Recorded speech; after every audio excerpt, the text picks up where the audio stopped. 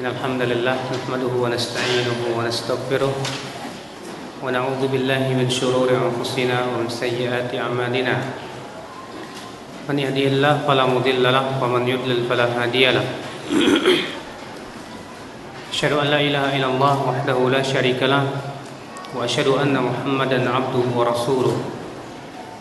Qala Allah ta'ala fi kitabihil karim, ya ayyuhalladzina amanu taqullaha haqqa tuqatih wala tamutunna illa wa antum muslimun.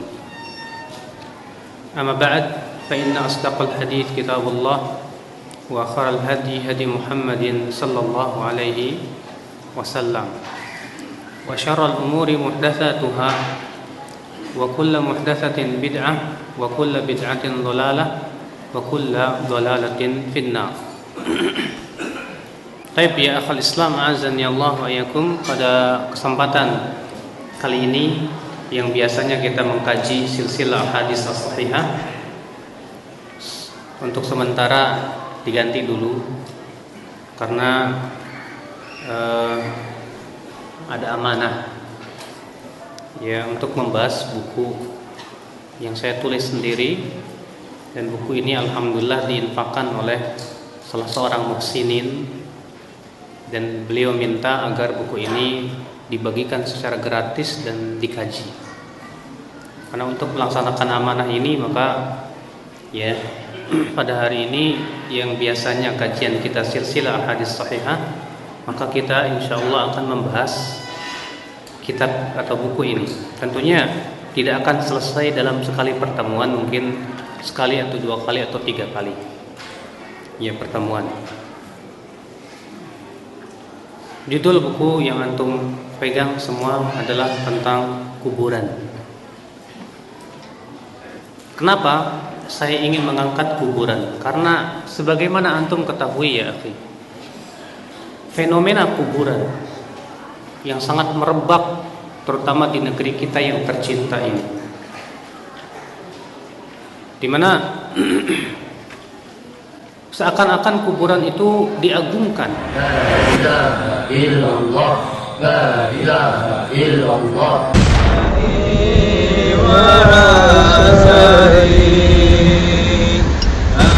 Seakan-akan kuburan itu diagungkan, dijadikan sebagai Tuhan, dijadikan sebagai tandingan selain Allah Subhanahu wa taala. Maka dari itu ikhwatul Islam, azani Allah wa iyyakum, sementara dinun nabiyina, agama para nabi, semenjak dari Nabi Muhammad, dari Nabi Nuh alaihi salatu wassalam sampai Nabi Muhammad sallallahu alaihi wasallam, dakwahnya adalah memurnikan tauhid, memurnikan makna la ilaha illallah. Ikhwatul Islam, pengagungan terhadap kuburan ini itu adalah merupakan warisan dari siapa? Warisan dari orang-orang Yahudi dan Nasrani. Rasulullah SAW bersabda, la'anallahu al-yahuda wan nasara ittakhadhu qubur anbiya'ihim wa salihihim masajid. Semoga Allah melaknat orang Yahudi dan orang Nasrani yang telah menjadikan kuburan Nabi dan orang-orang soleh mereka sebagai apa? Sebagai masjid. Ini menunjukkan ya akhi bahwa yang pengagungan terhadap kuburan itu adalah merupakan warisan daripada orang-orang Yahudi dan Nasrani. Yang kemudian subhanallah, Rasul kita yang mulia alaihi salatu wassalam telah mengabarkan bahwa umat Islam akan menapaki jejak kaki mereka, Rasulullah SAW sabda apa? La tattabi'unna sanana man kana qablakum shibran bi shibrin wa dhira'an bi dhira'in hatta law dakhalu juhra dabbin la dakhaltum. Sungguh kata Rasulullah, kalian akan mengikuti sunnah orang-orang sebelum kalian, sejengkal demi sejengkal, sehasta demi sehasta, sampai-sampai kalau mereka masuk ke bidang ke lubang apa, dob pun kalian akan ikut masuk ke dalam. Ternyata ya, ikhwatul Islam, pengagungan terhadap kuburan diikuti oleh umat Islam. Coba di Indonesia, berapa banyak kuburan-kuburan yang diagungkan ya, diagungkan selain Allah Subhanahu wa taala. Ada salah seorang ikhwah kita ya, pergi ke suatu tempat untuk survei ya, kuburan-kuburan yang diagungkan. Dia datang di salah satu tempat ya. Kemudian ketika dia masuk, rupanya dimintai tarif 100.000. Dia masuk ke dalam situ, ternyata di dalam situ ada sekitar 9 kuburan. Di situ orang-orang lagi khusyuk, ada yang lagi doa, ada lagi yang baca Quran. Mungkin kekhusyuan itu tidak ada ya, tidak mereka lakukan kalau di masjid. Akhirnya apa yang terjadi? Dia nanya, ya kamu di sini sudah berapa lama? Kata dia, saya sudah 3 hari mas. 3 hari saya di kuburan sini. Selama 3 hari 3 kali khatam Quran. Masya Allah. Mas mau ngapain ke sini? Kalau mau minta jabatannya tinggi, kuburannya yang ini. Kalau mau minta ini, kuburannya itu lagi. Loh, jadi setiap kuburan ada tugasnya masing-masing. Masya Allah. Sudah sampai demikian ya. Belum lagi kuburan-kuburan para wali yang disebut dengan wali songo di Indonesia. Yang kita sendiri ya akhi, tidak mengetahui secara persis bagaimana akidah dan keyakinan para wali songo. Kenapa? Karena wali songo tidak mewariskan kitab. Kalau Imam Ahmad mewariskan kitab tidak. Imam Syafi'i mewariskan kitab. Imam Abu Hanifah, Imam Malik, Imam Bukhari, Imam Muslim mewariskan kitab sehingga kita bisa mengetahui bagaimana akidah mereka. Sedangkan wali songo kita tidak tahu. Tapi subhanallah, kuburannya diagungkan selain Allah. Ya. Lihat di kuburan-kuburan wali songo, antum lihat, masya Allah, sampai ada di antara mereka yang sujud ke kuburan, sampai ada di antara mereka yang nangis-nangis di kuburan. Innalillahi wa inna ilaihi raji'un. Maka ikhwatul Islam azani Allah, ya, fenomena ini sebetulnya Rasulullah SAW telah jauh-jauh hari ingatkan. Di mana Rasulullah SAW berdoa, Allahumma la taj'al qabri wathanan yu'bad. Ya Allah, jangan engkau jadikan kuburanku ini sebagai berhala yang disembah. Rasulullah SAW minta kepada Allah, jangan sampai kuburanku dijadikan sebagai berhala yang disembah. Ya. Kenapa?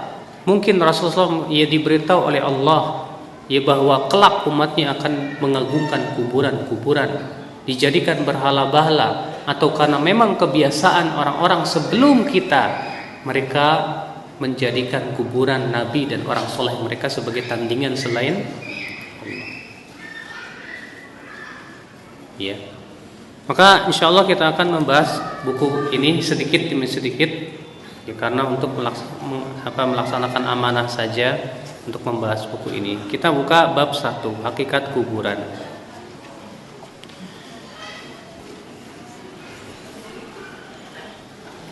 Kuburan bukan tempat peristirahatan yang terakhir, sebagaimana yang dikatakan oleh sebagian orang. Kadang di Indonesia ini, akhi, punya keyakinan begitu kan, sedang berbaring di tempat peristirahatannya yang terakhir. Emangnya terakhir? Justru masya Allah, kuburan itu bukan tempat peristirahatan terakhir, akhi. ia adalah merupakan awwalu manazilil akhirah, kata Rasulullah. Tempat pertama kali dari kehidupan akhirat yang menentukan kehidupan seorang hamba. Namun ia adalah awal persinggahan akhirat dan kehidupan yang menentukan nasib hamba. Hani Maula Uthman berkata, Uthman bin Affan apabila berdiri di sisi kuburan, beliau menangis sampai basah janggutnya. Lalu dikatakan kepadanya, engkau mengingat surga dan neraka tidak menangis, namun untuk ini Anda menangis? Ia menjawab, sesungguhnya Rasulullah SAW bersabda, innal qabra awwalu manazilil akhirah, fa in naja minhu fama ba'dahu aisaru minhu, wa illam yanju minhu fama ba'dahu asyaddu minhu. Ya, sesungguhnya kata Rasulullah, kuburan itu adalah awal persinggahan akhirat. Jika selamat darinya, maka yang setelahnya akan lebih mudah darinya, dan jika tidak selamat, maka yang setelahnya lebih berat darinya. Berarti ya akhi, kuburan itu sebagai penentu kita di dalam kehidupan akhirat. Kalau di dalam kuburan kita nggak selamat, maka di akhirat lebih tidak selamat. Na'udzubillah. Ya memang ya akhi, betul kuburan itu tempat beristirahat, tapi hanya untuk orang yang beriman saja. Untuk orang yang beriman, betul Rasulullah mengatakan bahwa orang beriman beristirahat di kuburannya, tapi bukan sebagai peristirahatan tempat terakhir. Disebutkan dalam hadis, Abu Qatadah bin Rib'i al-Ansari berkata, anna Rasulullah SAW murra alaihi bi janazatin faqala mustarih wa mustarahun minhu. Qalu ya Rasulullah mal mustarih wa mal mustarah minhu? Qala al-'abdul mu'min yastarihu min nasabid dunya wa adhaha ila rahmatillah, wal 'abdul fajiru yastarihu minhu al-'ibad wal bilad wasyajaru wad dawab. Rasulullah sabda, kata Abu Qatadah, sesungguhnya Rasulullah SAW lewat padanya jenazah, beliau bersabda, ada yang beristirahat dan ada yang darinya beristirahat. Para sahabat bingung, apa maksud? Ya. Maka mereka bertanya, wahai Rasulullah, siapa yang beristirahat dan siapa yang darinya beristirahat? Beliau bersabda, hamba yang mukmin beristirahat dari kelelahan dunia dan kepenatannya menuju rahmat Allah. Sedangkan hamba yang fajir beristirahat darinya para hamba negeri-negeri pepohonan dan binatang. Makanya Pak, orang kafir kalau mati itu disyukurin oleh pepohonan, binatang, negeri-negeri. Buktinya hadis ini. Rasulullah mengatakan bahwa kalau orang kafir yang mati, orang yang suka berbuat dosa mati, maka pepohonan akan beristirahat. Kok bisa begitu? Kata para ulama, karena dosa itu menyakiti apa yang ada di muka bumi ini.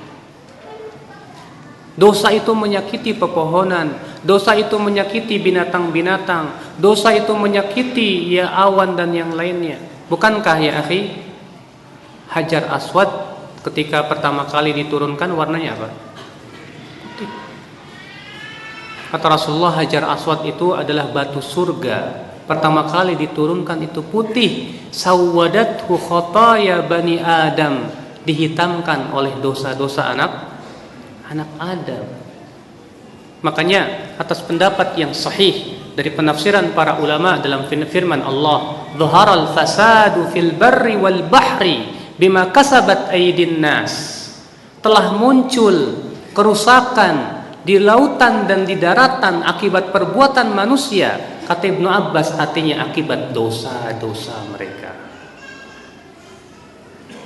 Bukan hanya sebatas ya mungkin adanya teknologi canggih atau asap yang mengepul atau yang lainnya. Itu tidak ya akhi. Yang sangat berpengaruh adalah dosa manusia.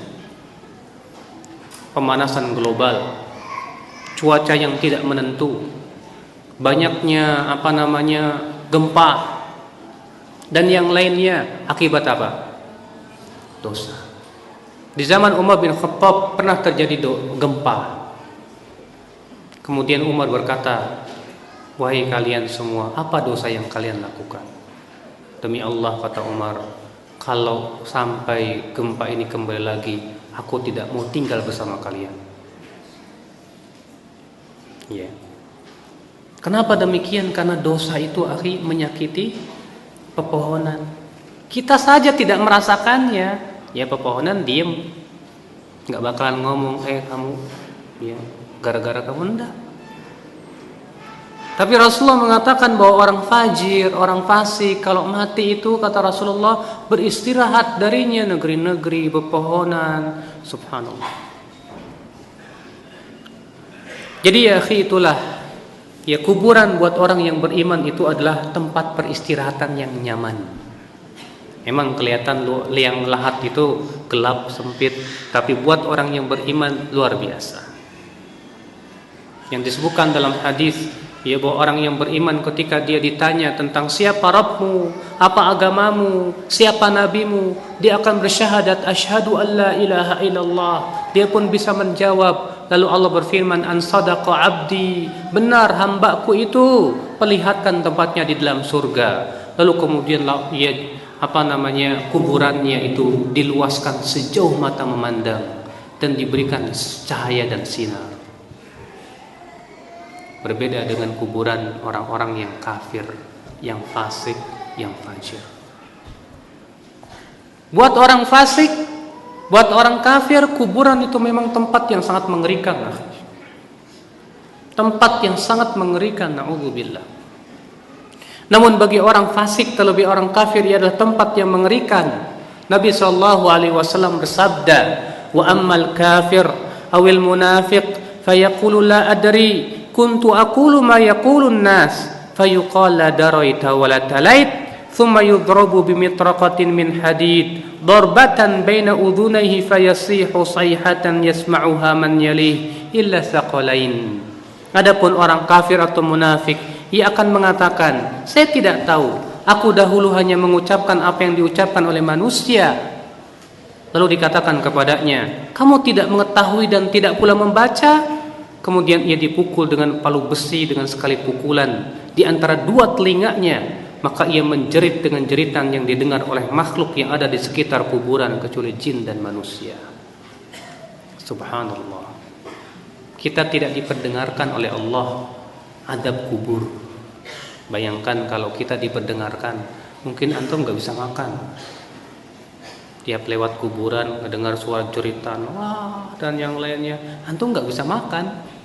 Gimana mau makan? Makanya rahmat Allah untuk manusia dan jin tidak diperdengarkan. Yang bisa mendengar hanya binatang dan pepohonan.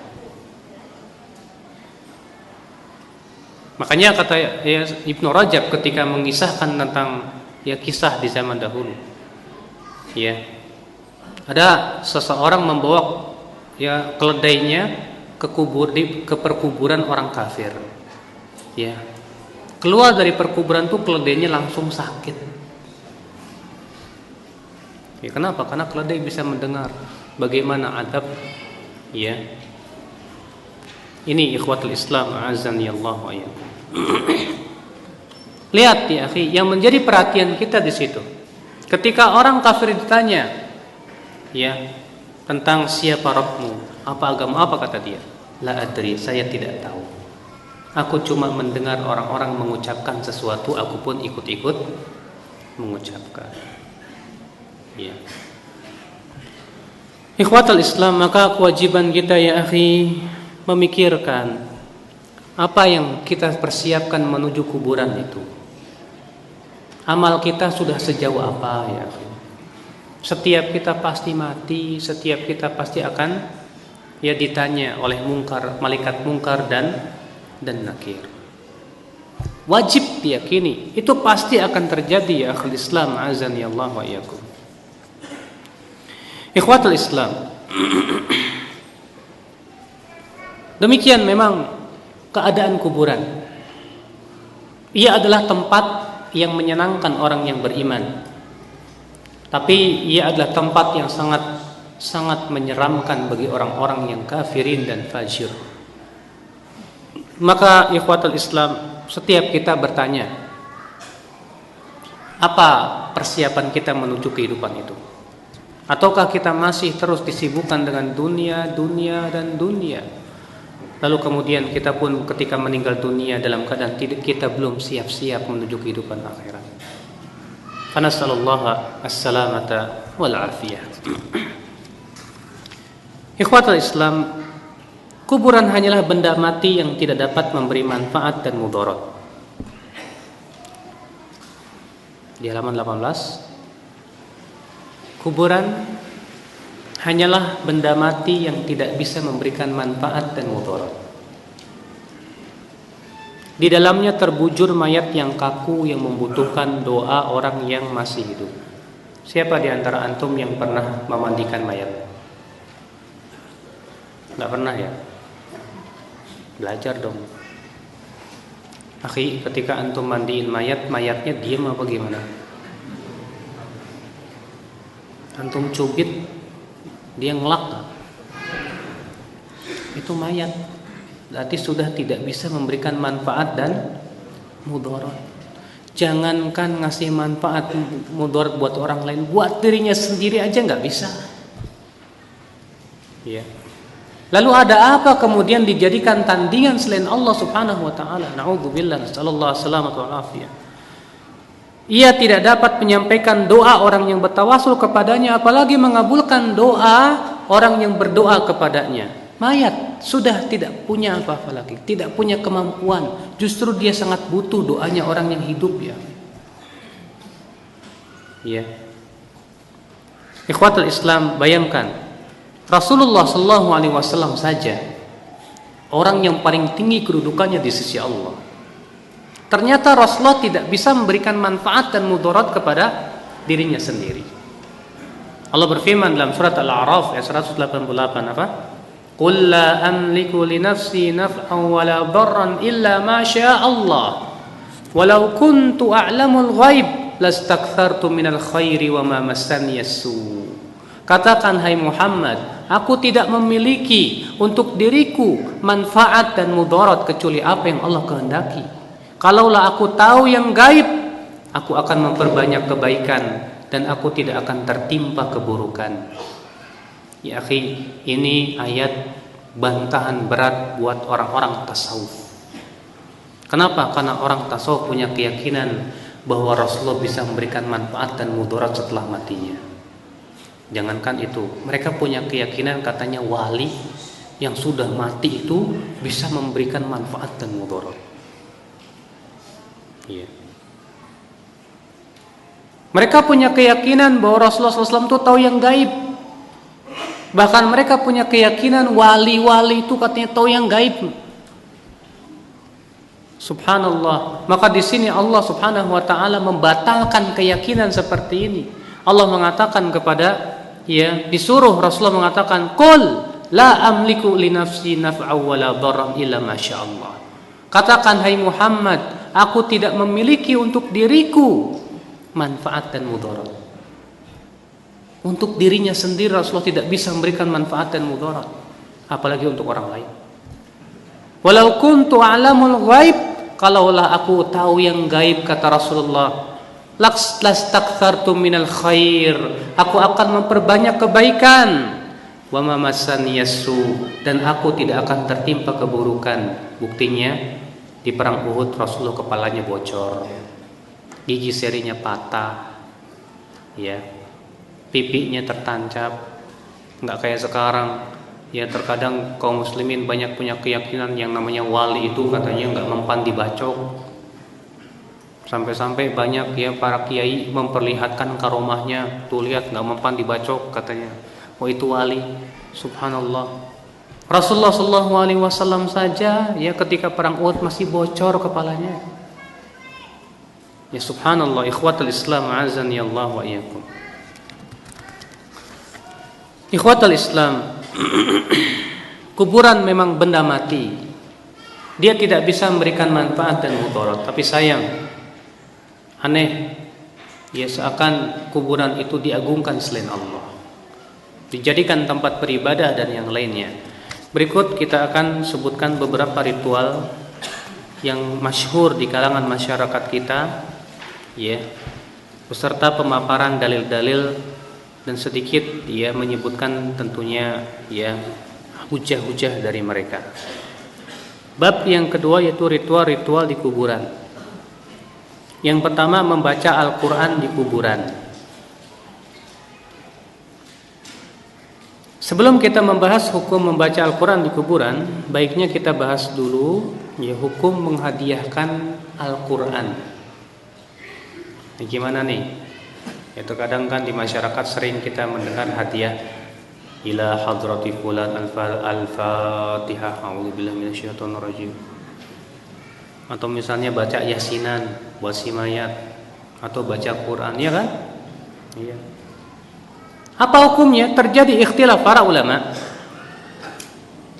Pendapat Al-Imam Ahmad bin Hanbal, Hanafi, demikian pula riwayat dari Syafi'i, dan pendapat ulama terakhir dari mazhab Maliki dan sebagian Syafi'iyah terutama mutaakhirinnya mengatakan bahwa bacaan Al-Quran itu sampai kepada mayat.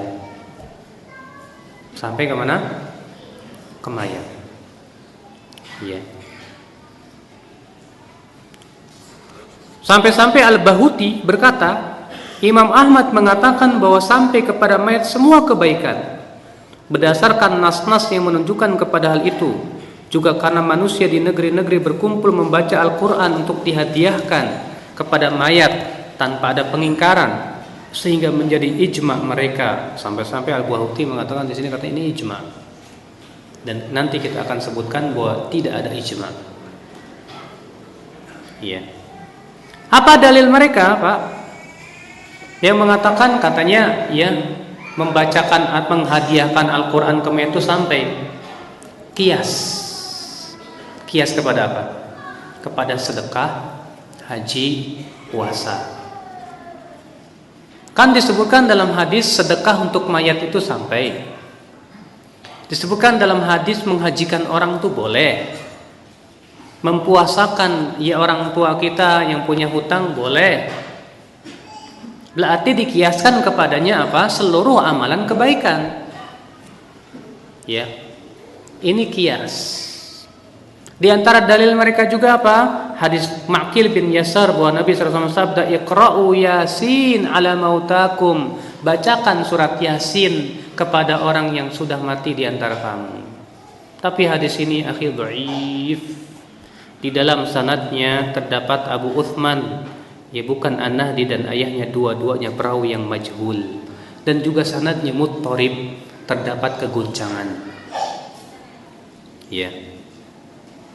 Pendapat yang kedua, dan ini pendapat yang masyhur dari Imam Syafi'i rahimahullah.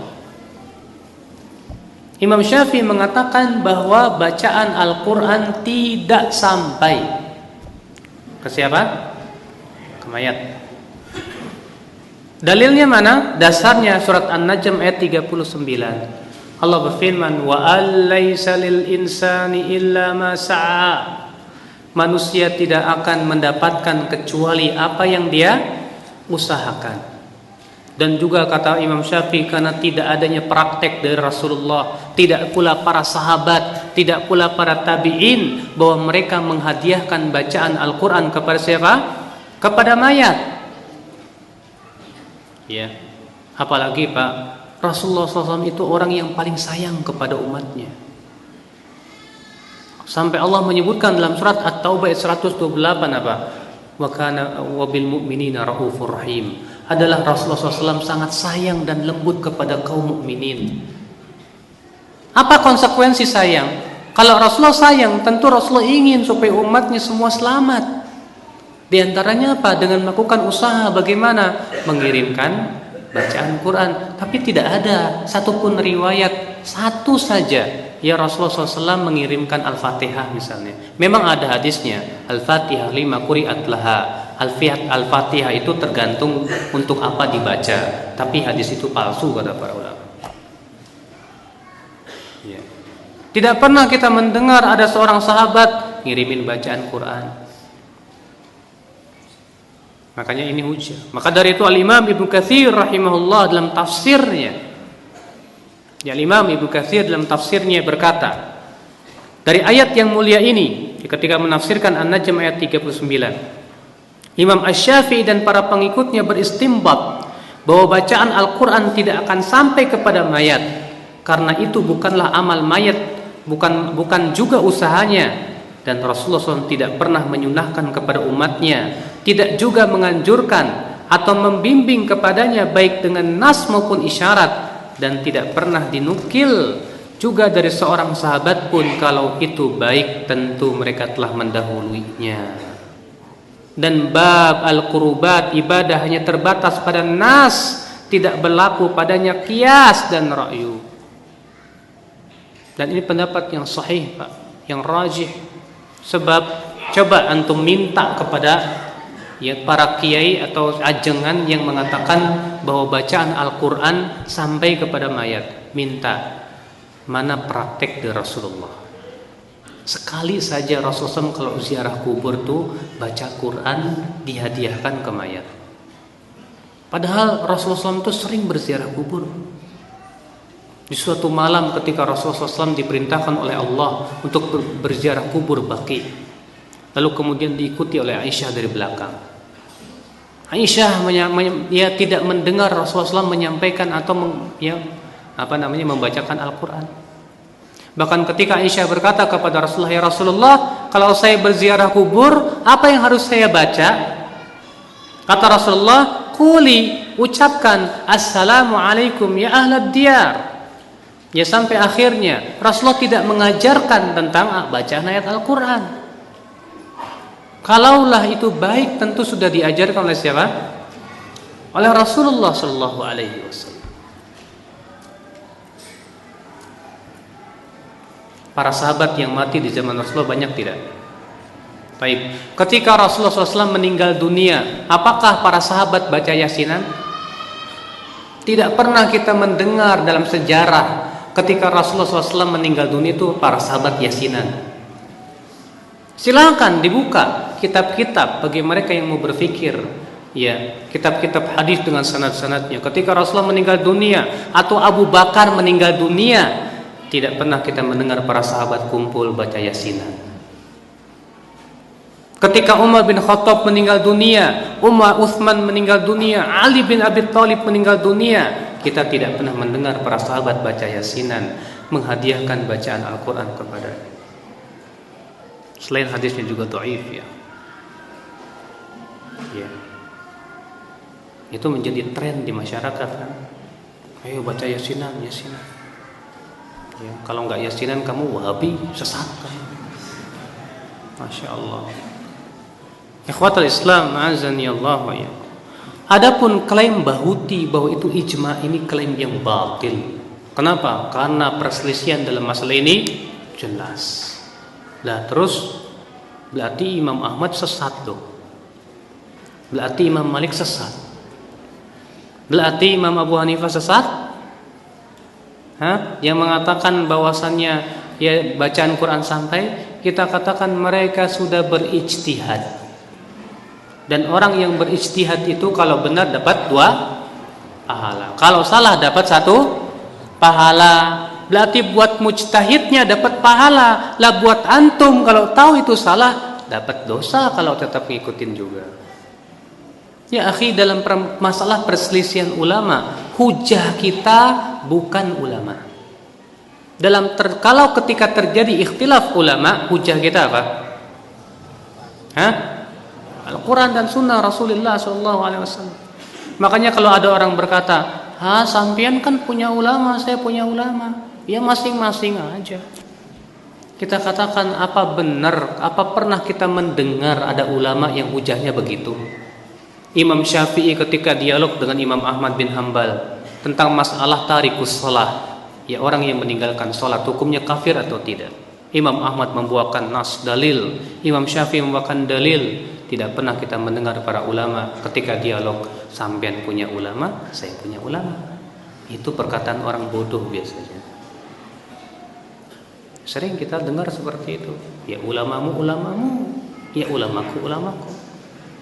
Ya subhanallah. Tidak ya akhi. Ya, kalau sudah terjadi ikhtilaf seperti ini, kita lihat dalilnya. Kita lihat praktik dari Rasulullah dan para sahabatnya. Ya. Maka ini pendapat yang sahih, yang rajih, bahwasanya tidak pernah dinukil bahwa Rasulullah SAW menghadiahkan bacaan Al-Quran. Tidak pula para sahabat, tidak pula para tabi'in. Sekarang kita baru hukum membaca Al-Quran di kuburan. Setelah kita memaparkan hukum menghadiahkan bacaan Al-Quran, kita lanjutkan dengan pembahasan hukum membaca Al-Quran di kuburan. Apa hukumnya? Terjadi ikhtilaf juga. Sengaja saya sebutkan ikhtilaf ulamanya siapa, supaya apa? Antum semua tahu. Pertama, ya bisa jadi hal ini terjadi ikhtilaf ulama. Tapi kita pun harus mengetahui bagaimana sikap kita di dalam masalah ini. Kita melihat dalil, bukan melihat orang. Siapa yang dalilnya kuat, itu yang kita ikuti. Iya. Sayyid Sabiq dalam kitab Fikih Sunnah berkata, para fuqaha berselisih mengenai hukum membaca Al-Quran di kuburan. Asy-Syafi'i dan Muhammad bin Al-Hasan berpendapat sunnah agar memberikan keberkahan padanya, dan disetujui oleh Al-Qadhi Iyad dan Al-Qarafi. Dari Malikiyah dan Ahmad memandang tidak apa-apa. Al-Khallal meriwayatkan dari jalan Ruh bin Al-Faraj dari Al-Hasan bin As-Sabbah, ia berkata, aku bertanya kepada Asy-Syafi'i tentang membaca di sisi kuburan. Beliau menjawab tidak apa-apa. Dalam kitab Al-Qira'ah Indal Qubur yang ditulis Al-Khallal. Namun Syekhul Islam Taimiyah meragukan keabsahan riwayat dari Imam Syafi'i ini. Beliau berkata dalam kitab Iqtida'us Shiratal Mustaqim, tidak mahfuz dari Asy-Syafi'i sendiri pembicaraan dalam masalah ini, karena yang demikian itu menurutnya lebih bid'ah.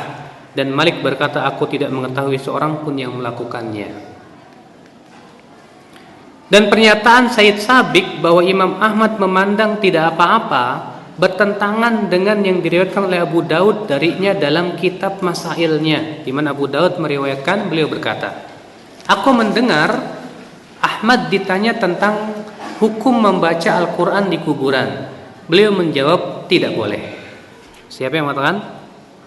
Tidak boleh. Namun ada riwayat yang menyebutkan bahwa Imam Ahmad rujuk dari pendapat ini, rujuk dan mengatakan boleh. Nah, ini yang kemudian riwayat ini dijadikan dalih yang sangat kuat. Tuh lihat, Imam Ahmad saja rujuk dan membolehkan baca Quran di mana? Di kuburan. Kita akan sebutkan riwayatnya, yaitu yang diriwayatkan Al-Khallal, akhbarni Al-Hasan bin Ahmad Al-Warraq, haddatsana Ali bin Musa Al-Haddad. Aku bersama Ahmad bin Hanbal dan Muhammad bin Qudamah Al-Jauhari pada suatu jenazah. Ketika mayat telah dikuburkan, ada seorang lelaki buta duduk membaca Al-Quran di sisi kubur. Maka Imam Ahmad berkata kepadanya, wahai, sesungguhnya membaca di kuburan adalah bid'ah. Ketika kami telah keluar dari perkuburan, Muhammad bin Qudamah berkata kepada Imam Ahmad bin Hanbal, wahai Abu Abdillah, apa pendapatmu mengenai Mubashir Al-Halabi? Ia menjawab, thiqah. Muhammad berkata, apakah engkau menulis sesuatu darinya? Ia menjawab, ya.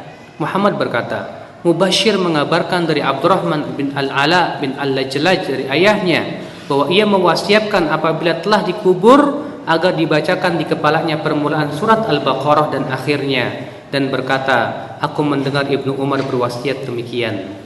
Maka Ahmad berkata kepadanya, kembalilah dan katakan kepada orang buta itu, bacalah kembali.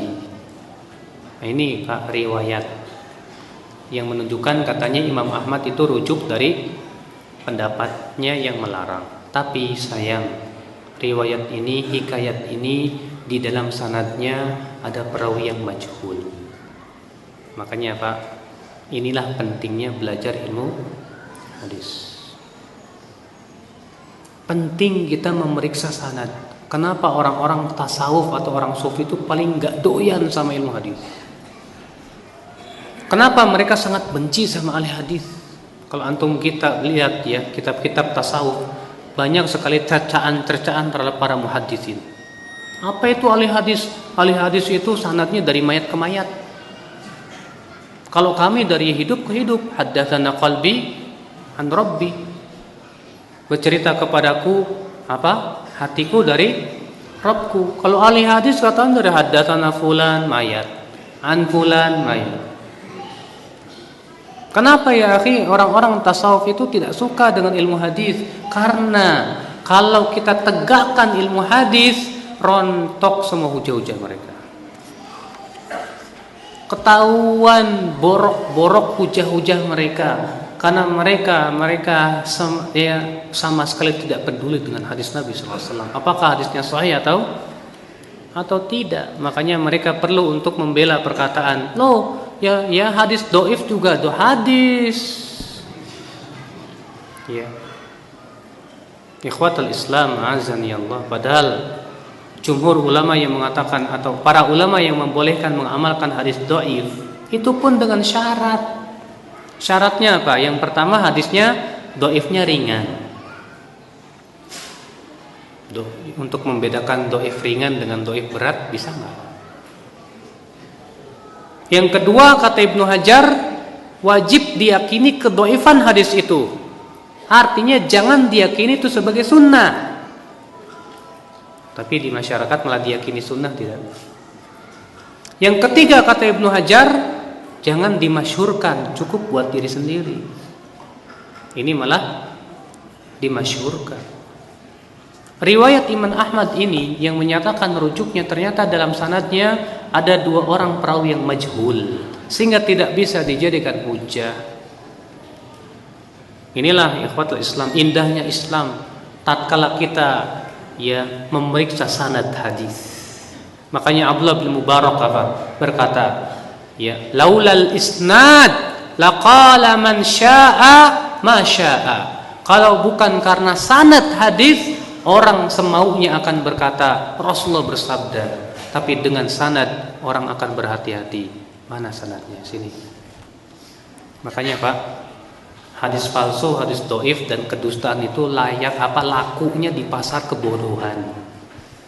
Di Indonesia seringkali terkadang SMS beredar, Rasulullah bersabda begini, HR Bukhari dan Muslim, padahal Bukhari Muslim gak pernah meriwayatkannya.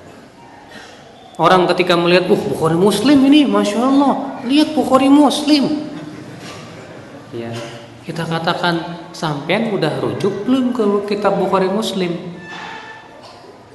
Ya masa bohong sih dia? Belum tentu kali yang menyampaikannya ya dukun, kita nggak paham.